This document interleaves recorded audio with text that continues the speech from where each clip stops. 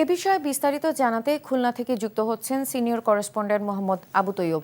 তৈয়ব, প্রার্থীদের জয় পরাজয়ে কোন কোন বিষয়ে প্রভাব ফেলবে আমাদের জানান, কি বলছেন ভোটাররা? জি এমা, আপনি একটু আগে খবরে যেমনটি খুলনার 6টি আসনের কথা বলছিলেন, আমরা কিন্তু অনেক তরুণ ভোটারদের কাছে আমরা ওই কথা বলেছি, তাদের বক্তব্য নিয়েছি। তাদের কিন্তু একটাই বক্তব্য যে গত 15 বছর তারা কোনো ভোট দিতে পারেন নাই। তারা একটা ওই নতুন বাংলাদেশ, ওই গণতান্ত্রিক রাষ্ট্র হিসেবে তাদের সহিংস মুক্ত বাংলাদেশ চায়। সেই হিসেবে তারা যে ওই যোগ্য প্রার্থীকে ভোট দেবে। আপনি জানেন আজকে খুলনাতে বাংলাদেশ এন্টারপ্রাইজ ইনস্টিটিউট ওদের উদ্যোগে খুলনা 2 আসনের সকল দলের বিএনপি, জামাত ইসলামী সকল দলের প্রার্থীদের নিয়ে একটা গোল টেবিল বৈঠক হয়েছে। সেখানে সকল রাজনৈতিক দল এবং সামাজিক সংগঠনের নেতৃবৃন্দ ছিল।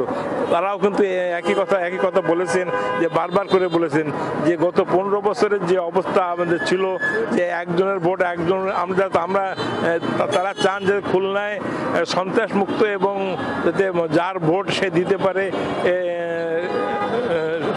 এটাই তাদের মানে মন কাপ্য।